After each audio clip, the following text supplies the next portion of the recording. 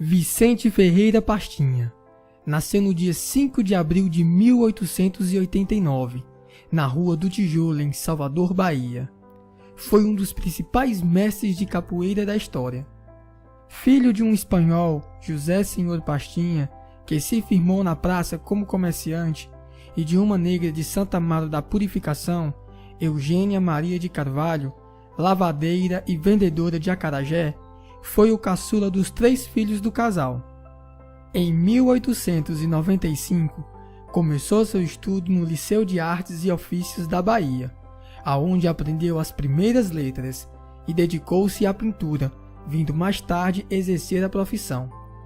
Com 10 anos, em 1899, começou a aprender a arte da capoeira com o africano Benedito, um preto natural de Angola, que morava próximo à sua residência, na antiga Rua das Laranjeiras, número 26. Toda vez que tinha uma folga na escola, ou que descansava o pincel, corria para junto do negro mestre, para conhecer novos golpes, novas gingas e outros ritmos.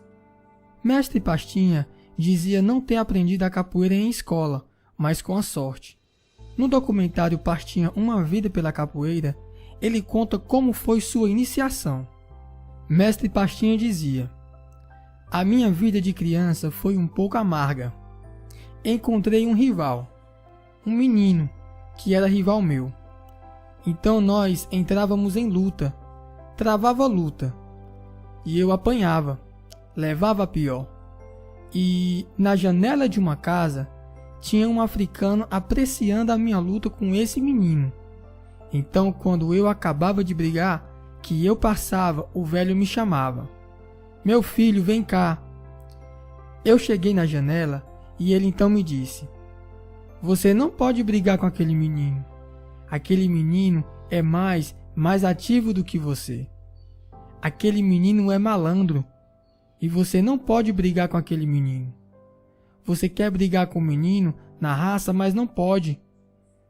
O tempo que você vai para casa empinar raia, você vem aqui para o meu casuá.' Então, aceitei o convite do velho, aí pegava e me ensinava a capoeira. Ginga para aqui, ginga para lá, ginga para aqui, ginga para lá, e cai, levanta. E quando ele viu que já estava em condições para corresponder o menino, ele disse: 'Você já dá para corresponder o menino.' Então eu saí. Quando eu vinha, a mãe dele viu que eu vinha passar e gritava: 'Honorato, aí vem seu camarada.' O menino pulcre de dentro de casa, o menino pulava na rua como Satanás.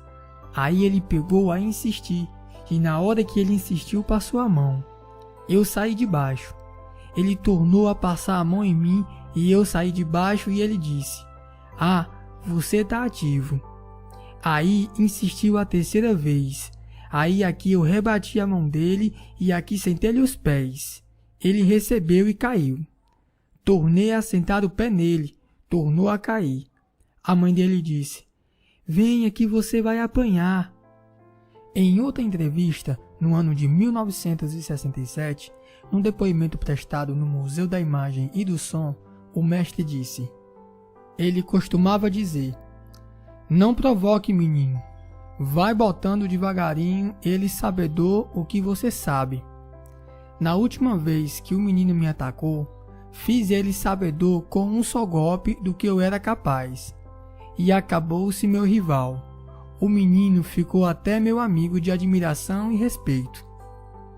Em 1902, Pastinha entra para a Escola de Aprendizes Marinheiros, onde passaria 8 anos de sua vida.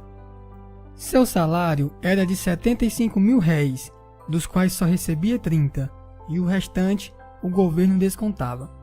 Desse dinheiro, ele colocava 20 mil réis na Caixa Econômica, e o que sobrava fazia suas farras aos domingos. Ainda na Marinha, teve seu primeiro contato com a música, aprendendo a tocar trompa, tanto que chegou a integrar na bandinha da escola. Seu professor foi o Anacleto Vidal da Cunha, pai do médico Eduardo Vidal da Cunha. Também aprendeu a arte da esgrima, espada e navalha, assim como a tocar violão. Lá, ele chegou a ensinar a arte da capoeira aos seus colegas durante o tempo que passou, entre 1902 a 1909, no Largo da Conceição da Praia. Todos o chamavam de 110. Em 1910, deu baixa na Marinha. Com 21 anos, foi trabalhar. O primeiro emprego que achou foi na imprensa, no Diário da Bahia. Dali saiu e foi se empregar lá no Correio, lá no comércio, de carregador. Nesse tempo, foi que resolveu a se dedicar à pintura e ao ensino da capoeira. Sua primeira escola abriu num salão que era sede de uma oficina de ciclistas, localizado no mirante do Campo da Pólvora, cidade de Salvador. Saindo do Campo da Pólvora, ensinou na rua Santa Isabel. Durante esse tempo, foi que pegou Raimundo Aberrê, seu primeiro aluno. Raimundo, Zeca, João Fortunato, João Moleque e Virício. De Santa Isabel, foi para o Largo do Cruzeiro, aonde tinha 4 repúblicas de estudantes, homens que vinham para Salvador se formar pela Faculdade da Bahia e treinavam com ele. Depois foi parar no Cruzeiro do São Francisco, na rua no meio do terreiro. Isso tudo ocorreu de 1910 até 1912 a 1913, até quando abandonou a capoeira e passou a ser funcionário da Santa Casa de Misericórdia. De 1913 a 1941, Mestre Pastinha se afasta da capoeira devido à forte repressão da época, que mantinha sua prática na ilegalidade. Nesse tempo, Mestre Pastinha, que sempre desejou viver da sua arte, teve que trabalhar como pintor, pedreiro, entregador de jornais, engraxate e até na construção civil, e até tomou conta de casas de jogos. Em 23 de fevereiro de 1941, Aberrê convida o Mestre Pastinha a ir assisti-lo jogar numa roda no bairro da Gengibirra, onde, segundo o mestre, era um ponto de encontro dos maiores mestres de capoeira da Bahia. Lá só havia mestre, não tinha alunos, dizia Pastinha. Então Mestre Pastinha se torna o guardião do Centro Esportivo de Capoeira Angola, nome dado pelo Mestre Pastinha, que tinha como fundadores os Bambas da Gengibirra. Em 1949, num domingo, Pastinha foi convidado por 2 camaradas para ver um terreno na fábrica de sabonetes no Bigode, aonde recebeu o apoio e o auxílio dos moradores. O centro ali se instalou e foram feitas as primeiras camisas em preto e amarelo, cores inspiradas no Clube Atlético Ipiranga, clube muito querido pelo mestre e pelas classes sociais mais populares de Salvador. Dizem que foi nessa época que o Mestre Pastinha, avaliando cada um de seus alunos, fazia um desenho na camisa, conforme os seus movimentos mais característicos. Sobre a foto acima do grupo do Mestre Pastinha no Bigode, podemos ter algumas considerações.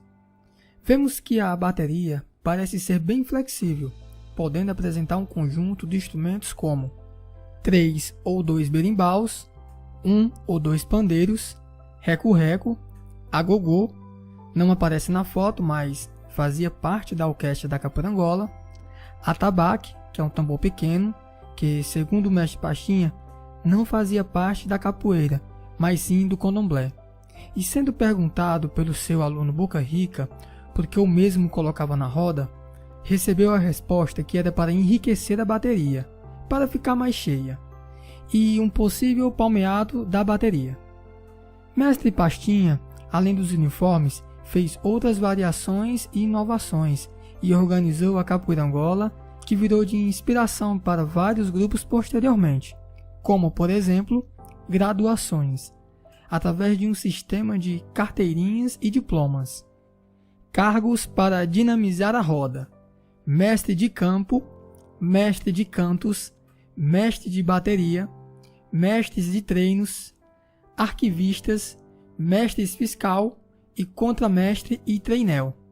Mestre Pastinha dizia que os principais golpes da Capoeira Angola eram cabeçada, rasteira, rabo de arraia, chapa de frente, chapa de costa, meia-lua, cutilada de mão. Usava vários toques de berimbau em sua academia, dentre eles Angola, São Bento Grande, São Bento Pequeno, Santa Maria, Cavalaria, Amazonas e Iuna.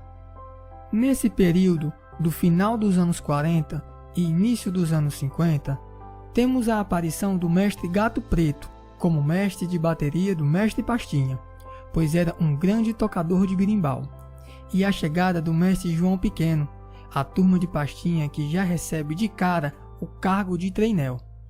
Em 1953, João Grande, levado por João Pequeno, começa a treinar com mestre Pastinha.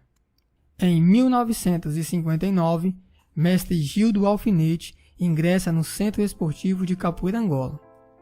No início da década de 60, mais precisamente em 20 de dezembro de 1960, mestre Pastinha desenvolve seus manuscritos. Em 1964, lança seu livro Mestre Pastinha, Capoeira Angola. Em 16 de abril de 1966, foi um dos representantes brasileiros, junto com seus alunos Gato Preto, Camafeu de Oxóssi, Roberto Satanás, Gil do Alfinete e João Grande, a ir a um Festival Mundial das Artes Negras na África. Nessa viagem para a África, o mestre Pastinha teve uma trombose que afetou a sua visão. Mesmo assim, mestre Pastinha participava de shows, apresentando-se tocando atabaque. Apesar de ser um grande mestre, ter feito tanto pela capoeira, o mestre Pastinha viveu uma vida de privações e pobreza, e ainda para piorar a sua situação, sofreu essa deficiência visual que o acompanhou até a sua morte. Em 1969, o mestre Pastinha, junto com o seu grupo, grava um LP de Capoeira Angola, pela gravadora Philips, gravado no Teatro Castro Alves e intitulado.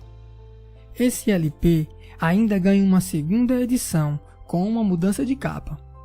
Com a chegada das revistas de capoeira, a aparição dos CDs, o LP do mestre Pastinha ganha uma nova edição, agora em CD, uma edição especial remasterizado digitalmente pelo Praticando Capoeira, e recebe o título Pastinha Eternamente. Outra coisa interessante de se constatar dessa gravação do mestre Pastinha é, primeiro, assim como as gravações antigas, como a do mestre Valdemar e Traíra, após a passagem da louvação para o corrido, se dá a ativação do ritmo. 2. A formação da bateria da gravação, segundo informações, consta 2 berimbaus, 2 pandeiros, 1 agogô, 1 reco-reco e um pequeno tambor. 3. Dos alunos do mestre Pastinha que estão participando da gravação, estão mestre Pastinha no canto, Valdomiro Malvadeza no canto, Cobrinha no canto, Raimundo Pequeno na atividade, Zelito, Branquinho e João Grande reco-reco. 4. Nessa gravação só tinha 2 berimbaus, e um deles era o berimbau médio e o outro era um viola. Não tinha berimbau gunga nessa gravação. 5. O LP-CD continha 5 faixas com músicas do cancioneiro popular da Capoeira Angola, assim como depoimentos do mestre Pastinha.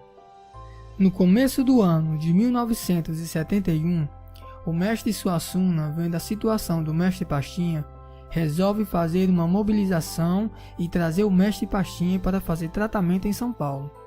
Nesse mesmo ano, já aos 82 anos de idade, Pastinha já quase cego por causa da catarata, depois de 20 anos com sua sede no Pelourinho, é obrigado pela prefeitura a se retirar do casarão, que entraria em reformas, com a promessa de que assim que estivesse pronto poderia voltar.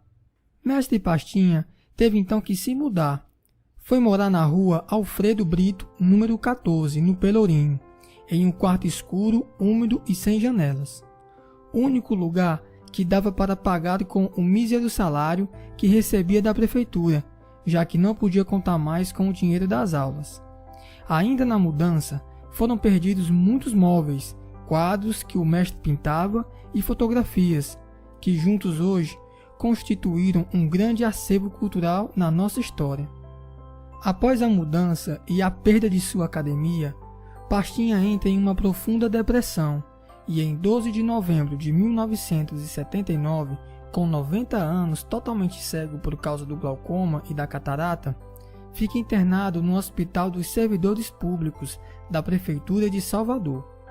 Após esse período, foi enviado para o abrigo para idosos Dom Pedro II, em fevereiro de 1981, aonde permaneceu até a sua morte.